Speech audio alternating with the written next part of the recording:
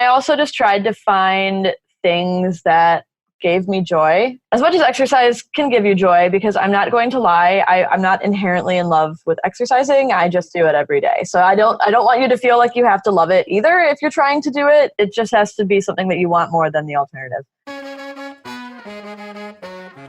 You just heard from Michelle Schulp. Michelle is a fantastic web designer in the WordPress space. You may have seen her work, which includes the WordPress hierarchy chart. Recently, she launched a new initiative talking about fitness and freelancing. And last week, we touched a bit on mental health with the Ali Nimmons episode. This week, we're going to dive into physical health, especially when running your own business. This is another episode where I open up a little bit more than I'm used to, talking about my own journey to become healthier and my pitfalls especially. But Michelle offers some really, really fantastic advice on what you can do and the mindset that you should take when approaching getting healthier. So we'll get into all of that in a minute, but first, a word from our sponsors. This episode is brought to you by our friends at Ahoy, the easiest way to increase customer engagement on your WordPress site. Install Ahoy, create a message box, configure where to display it, and start seeing conversions come in. You can create messages for cart abandonment, upsells and cross-sells, custom support, and so much more. Ahoy's flexible conditions let you choose exactly where and when you want your message to be displayed. I've recently installed it on my own WooCommerce site, and I've already seen increased engagement. And I know this because of Ahoy's powerful analytics and reporting.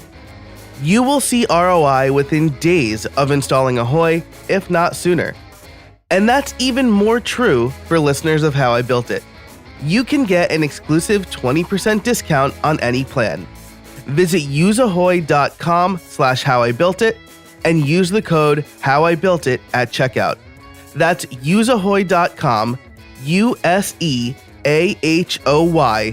useahoy.com/howibuiltit, and the discount code HowIBuiltIt. Use those today. Increase your engagement and sales on your WordPress site. Thanks to Ahoy for their support of this show. Hey everybody, and welcome to another episode of How I Built It, the podcast that asks, how did you build that? Today, my guest is my good friend Michelle Schulp, the designer, developer, founder, main person at Mark Time Media, and freelance and fitness and freelance. Michelle, how are you today?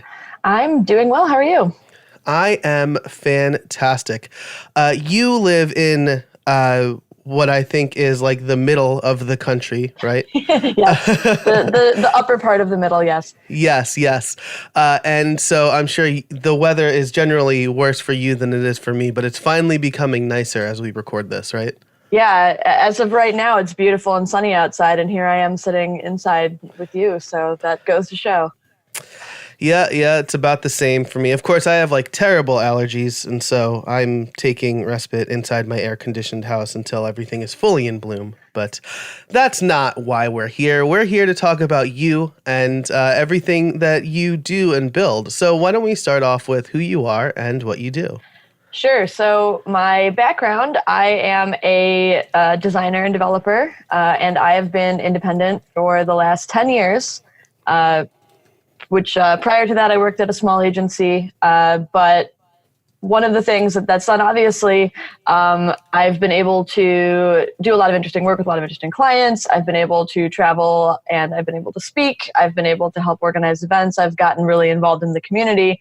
But one of the things that has been kind of in the background of all this that was very important didn't really necessarily have anything to do with the technical part of my job, and had everything to do with everything else in life. Noticing that all of my peers, and myself included, were very sedentary. We were eating a lot of crappy food. And the lifestyle kind of promotes that, right? Because, at conferences, it's all like snacks and junk food and late nights out at the bars and like lots of coffee and glorifying the Mountain Dew Dorito life. So as I was growing in my career, like as I was growing in my background, I was also noticing all of these other patterns happening in mine and other people's lives. So that's what got me to where I am now. Cool, very cool. So, yeah, I should say that I was very big into the Mountain Dew and Doritos life in high school and college, and now that I'm like an adult and a lot more sedentary, less sedentary than I was like 2 years ago before my daughter was born. But man, I don't think I can drink Mountain Dew anymore. I used to drink it by like the 2 liter bottle, and now I'm just like, ugh, it's like too sugary. Fun fact, when I was in high school, pretty much every day for breakfast during second period math class one year, I would eat Cheez-Its and a can of Coke. And I remember we were learning about multivariable functions or something. And I remember that it got so bad that when I was taking a test later on that topic, I was like, man, you know what I really want right now? Some Cheez-Its and a Coke.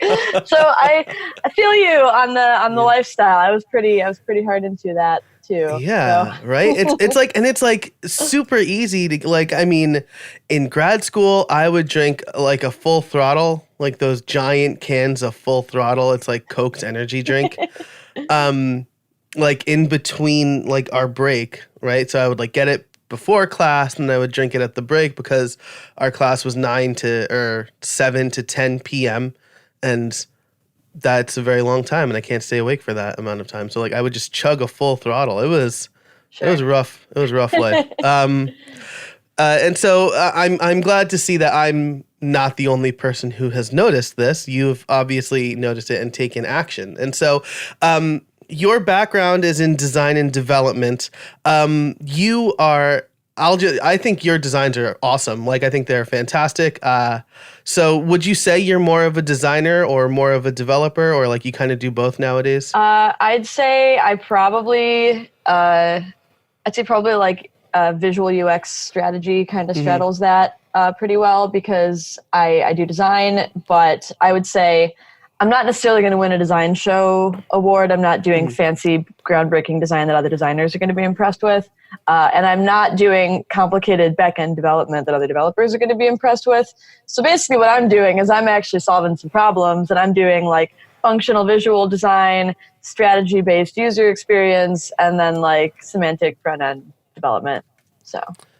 Nice. I'll just add the caveat as a guy who has his master's in software engineering and knows a lot of developers is nobody is ever going to impress the developer except for the developer himself or herself. Like that's why would you do it that way when you can do it this way? Oh, well, they both work reasonably well, so I did it this way.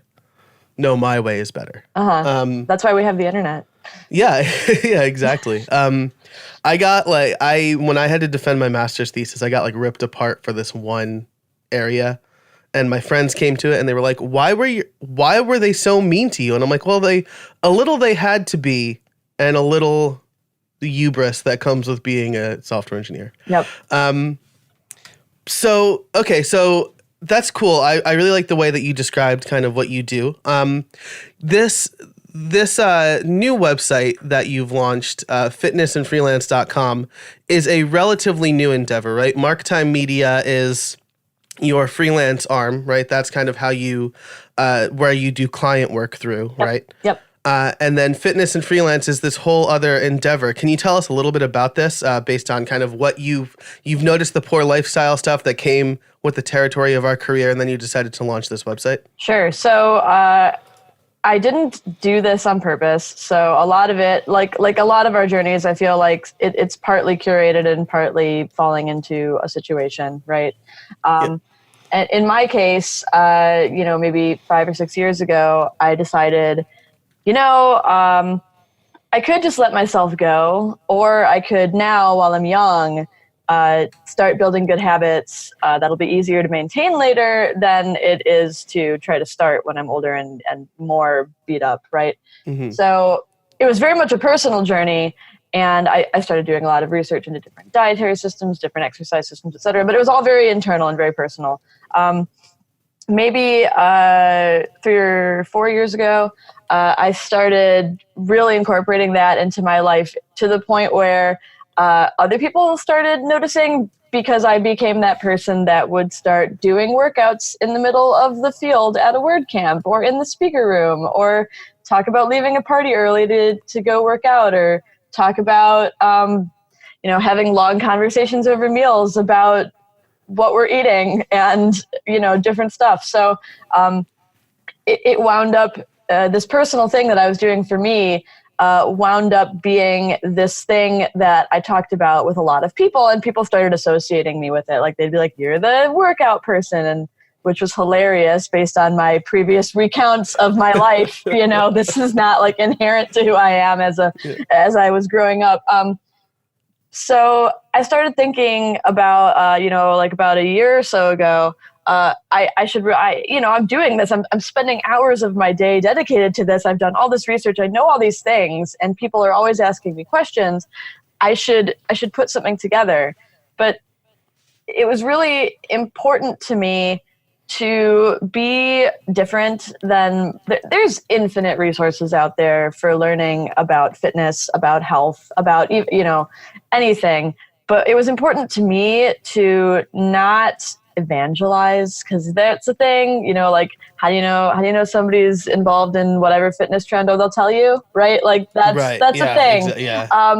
And I didn't want to be that person, because what I also understand about my life is that I do come from a place of privilege. Like, one, I work in the tech industry, like, #privilege right there. Like, we have, a lot of opportunities afforded to us and a lot of flexibility. I'm Caucasian, I'm upperish middle class. I don't know what the qualification is, whatever. But like, I have a lot of time and resources available to me.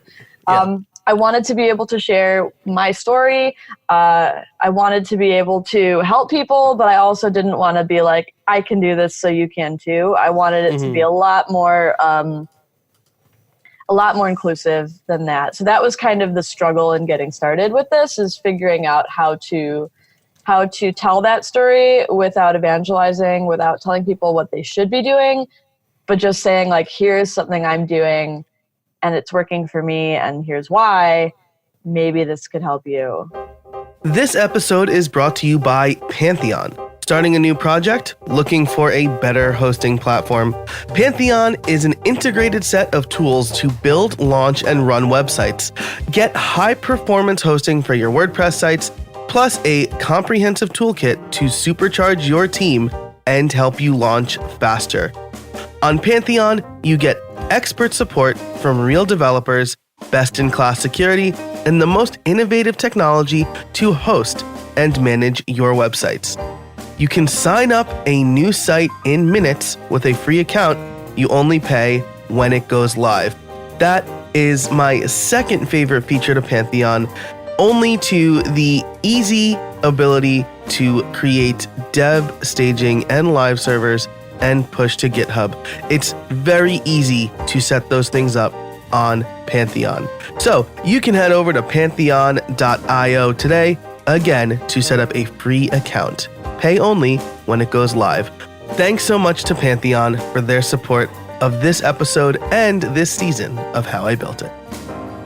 We were both at WordCamp Miami back in March, and I thought your talk had some of the most actionable advice, because it wasn't just like, you need to wake up at 5:30 in the morning, right? Like, all those people who are like, if you wake up at 4 a.m., you're going to be so much more productive. You did that, but you didn't say you need to do that. You didn't say, I'm on this. I don't even know what.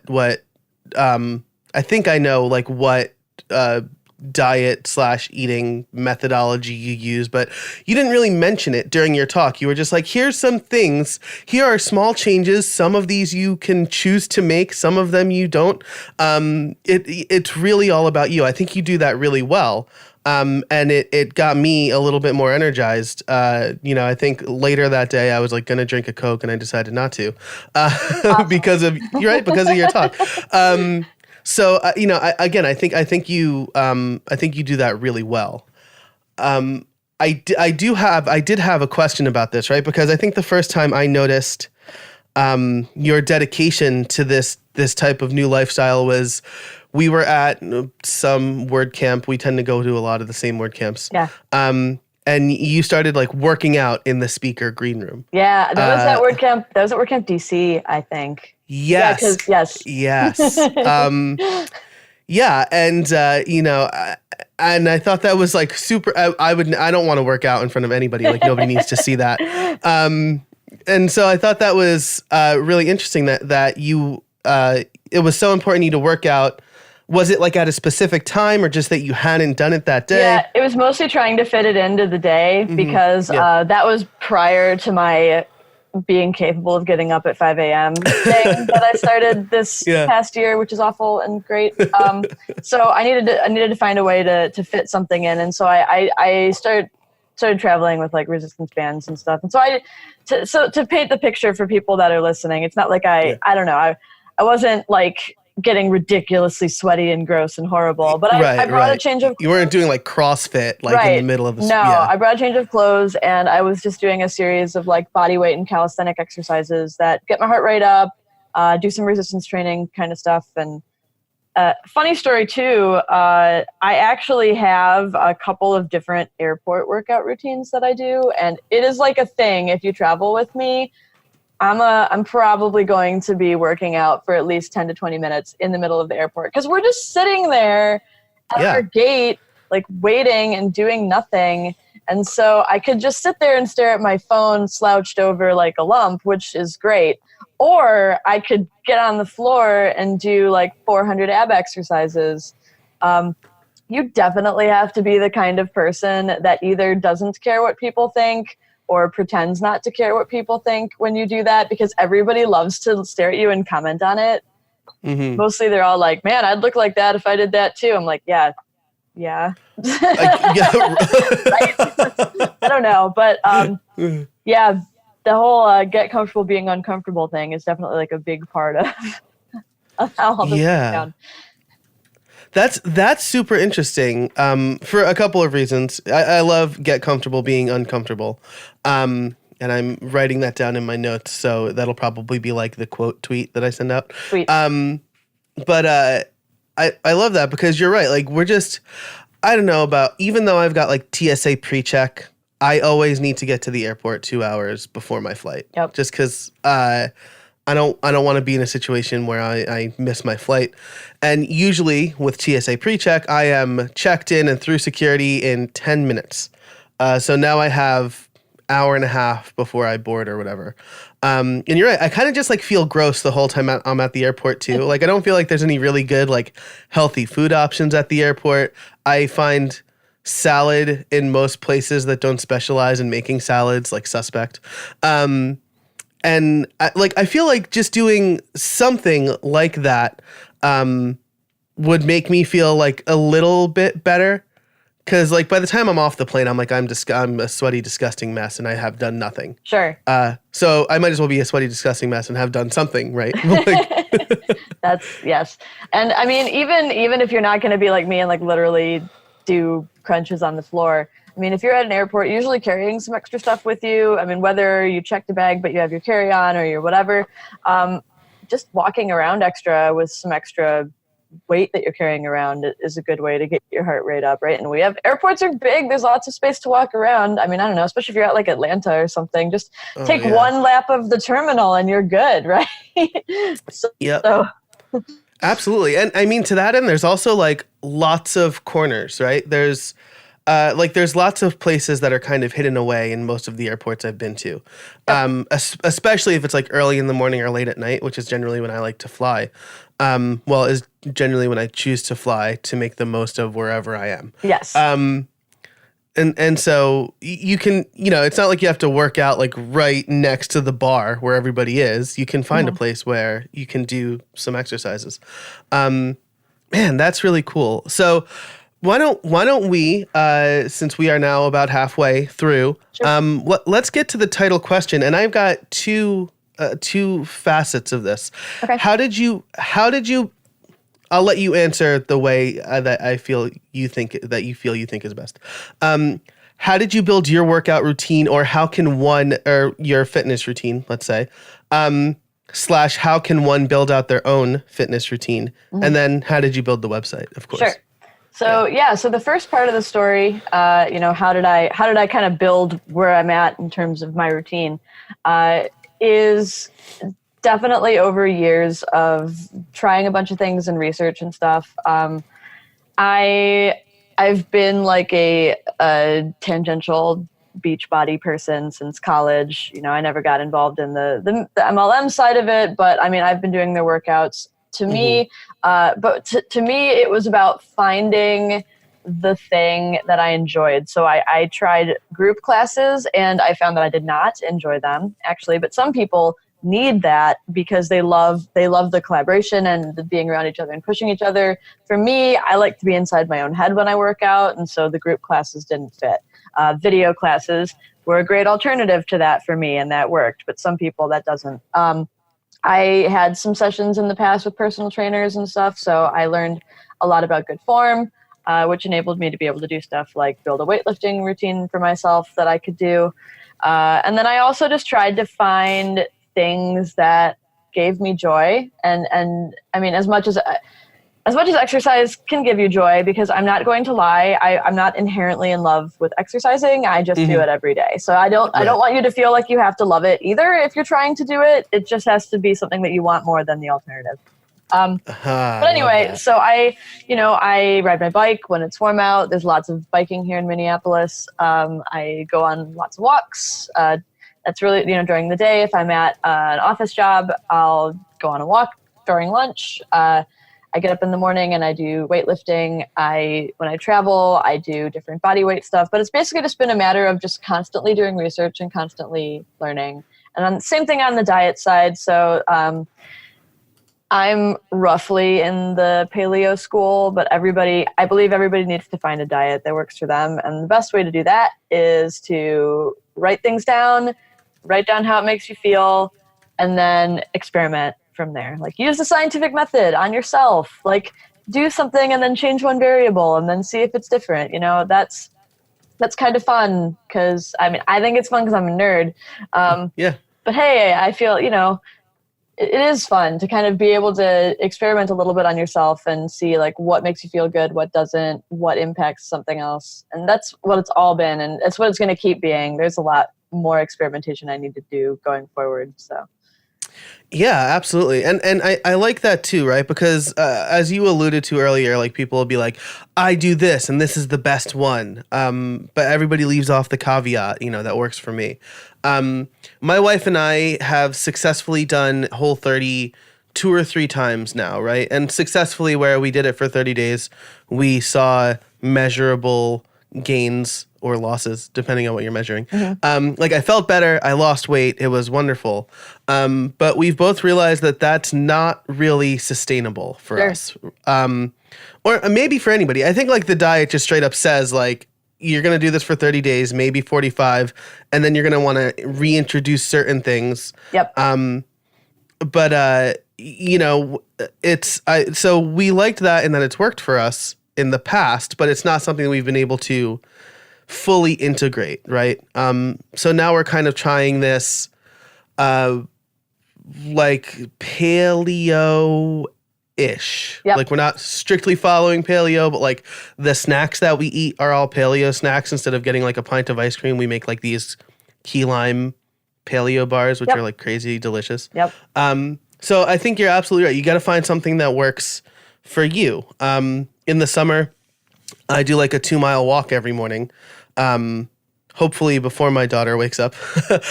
Only when my wife is home. So if my daughter does wake up before I get back, someone's there for her. But that works. That worked especially well for me in the summer. In the winter, it's a little bit harder. So I like experiment and write it down, because then you kind of get to see exactly what is working for you, how you felt in the moment, versus like what you just think you felt like a month later or whatever. Yep, exactly. So cool. And so in terms of the website, so being a WordPress person, I built it in WordPress with using the same custom-based theme that I use for all of my client work. And it's really always interesting when I am building something to use as the administrator, as opposed to just building it to hand over. Because I deliberately chose for all of my internal pages to 100% use Gutenberg so that I can make myself use it, right? So make myself eat the community dog food. Yeah. And I can use it then to kind of teach myself how to work with that from an administrator perspective, and maybe more from a developer perspective as well. Also, in terms of the website, another thing that I'm trying to build around that, aside from just the tooling that I use to build it, it's pretty standard stock WordPress, but I'm also trying to build community around it. And I've had a lot of conversations with other people in the WordPress space that I know are going on their own fitness journeys. There's several people that I'm friends with that have done a lot of things. Mark Benzakine, Mike Hale, Shada, like they've all done these things and they're talking about it. I ultimately want it to be not just me talking about stuff I do, but like a place to showcase a lot of different community members' stories. Because they all come from different backgrounds and have a different story and are at a different place in their life. And if someone can't relate to me, the 30-something white female in a city, maybe they can relate to somebody else who's in an entirely different place, right? And then the more stories we share, the more we can normalize all of these things, the more we get it out in the open, the more we talk about the successes and the struggles.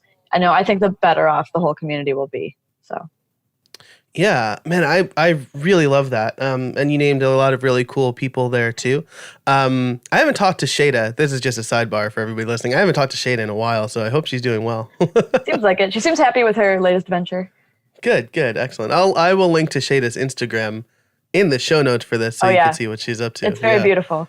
It is. It's fantastic. But no, I like that because I think, again, kind of with the way that people do social media, it's like they'll show the before and after pic.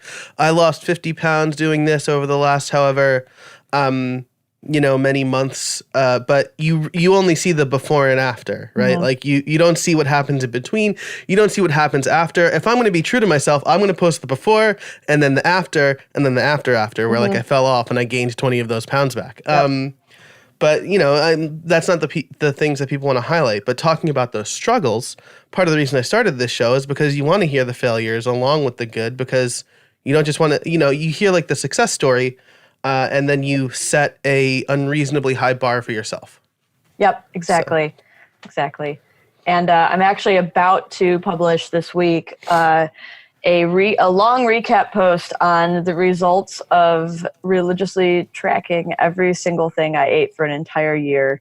That is, as of Saturday this week that we're talking, that will be 365 days of not missing a single thing. And there's a lot to unpack about that. I'm doing like a scientific method style write-up about it. And I think that'll be kind of hopefully eye-opening for people in good and bad ways about what that does. This episode is brought to you by Creator Courses. Do you feel confused and overwhelmed by the amount of tools to help you build websites? Are you worried that you are not using the best tools for the job? Do you feel like you ought to spend more time building and less time researching? Like you, I thought I needed to learn every tool, language, and platform under the sun to be a good web professional. And as somebody who's been doing this for 17 years, I can now tell you, you don't. Creator Courses offers short, focused courses, tutorials, and webinars to help you learn the right tools quickly. Then you don't have to waste any more time researching, and you can get back to producing billable work, confident that you've made the right choice. And now you can access all of those resources by becoming a Creator Courses member. You'll be able to take any course we offer, including member-exclusive mini courses on how to use specific tools. You'll also join a great community, and listeners can get 15% off the already low price by going to creatorcourses.com/build. Spend less time researching and more time building. Visit creatorcourses.com/build today. I want to touch on your WordCamp Miami talk a little bit. I tried to find my notes, but I think I took this. I think I wrote it down in a paper notebook that I always have on me, except for this very moment.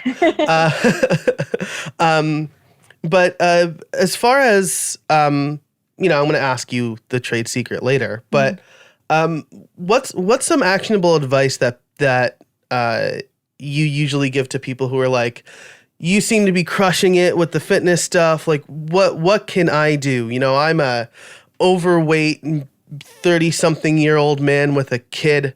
It's hard for me to wake up at 5:30 in the morning and work out or whatever. Like, what do you recommend for people in those situations? Because I know you had really good actionable advice in that talk. Sure. So, and I do have a corresponding blog post that outlines all the stuff in that talk. Awesome. So if people want to read it, they don't like watching stuff, I'm one of those people too. So that's there.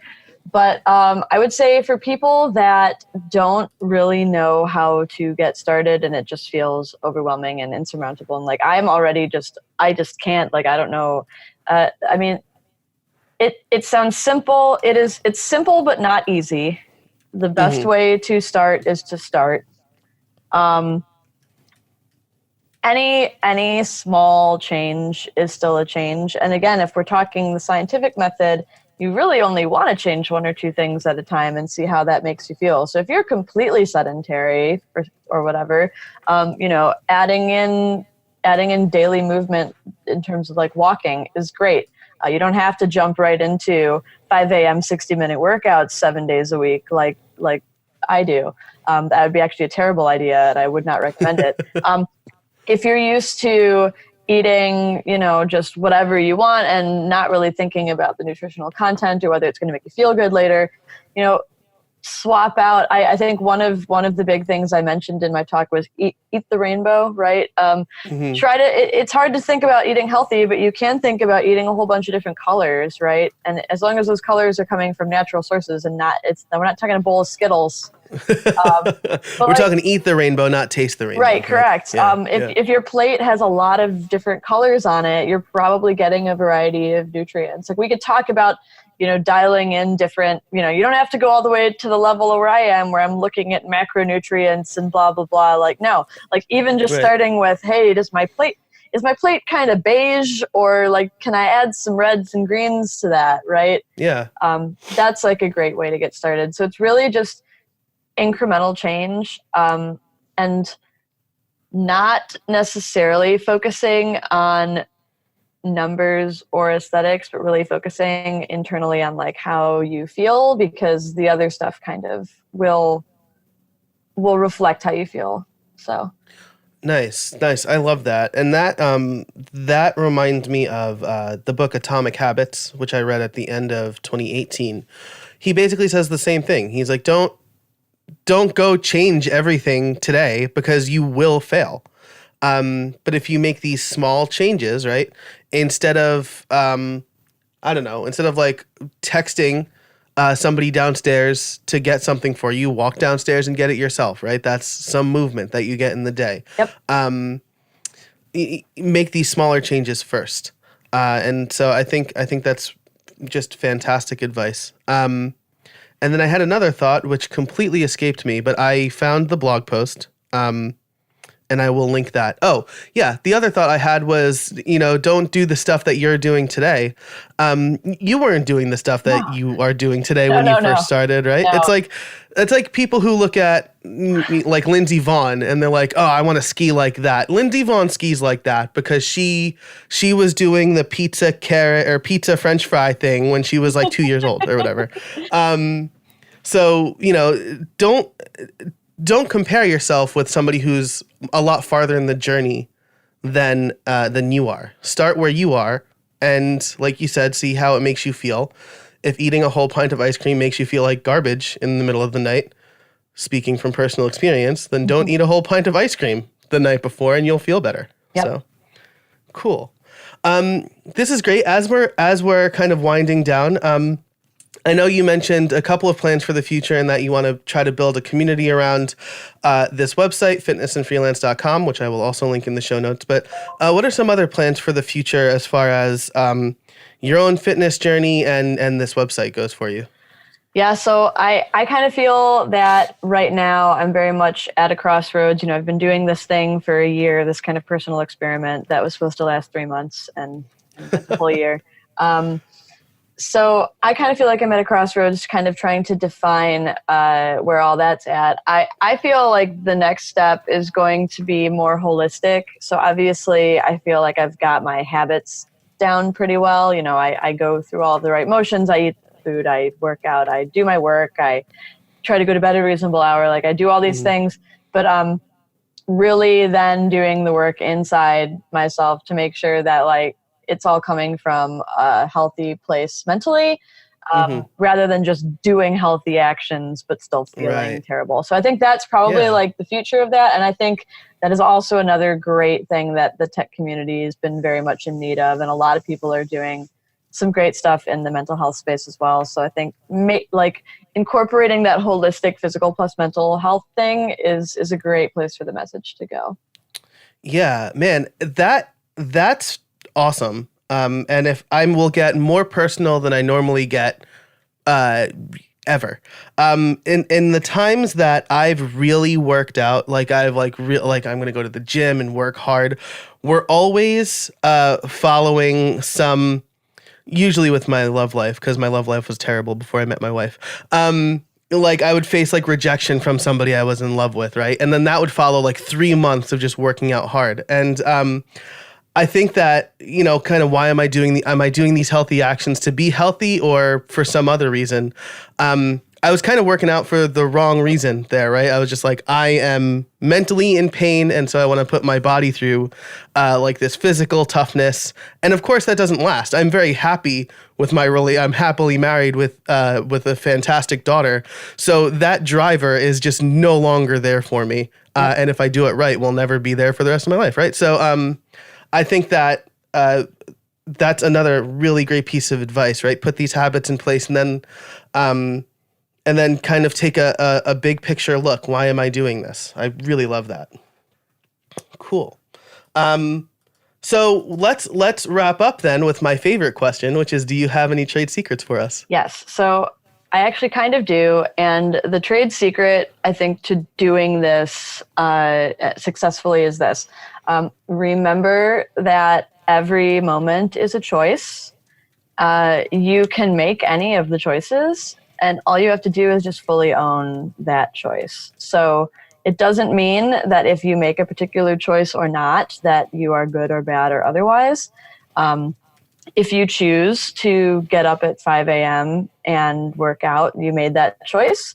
If you choose to get some extra sleep because you feel exhausted, you made that choice. If you choose to eat a cupcake at your friend's birthday party, like, make that choice. Don't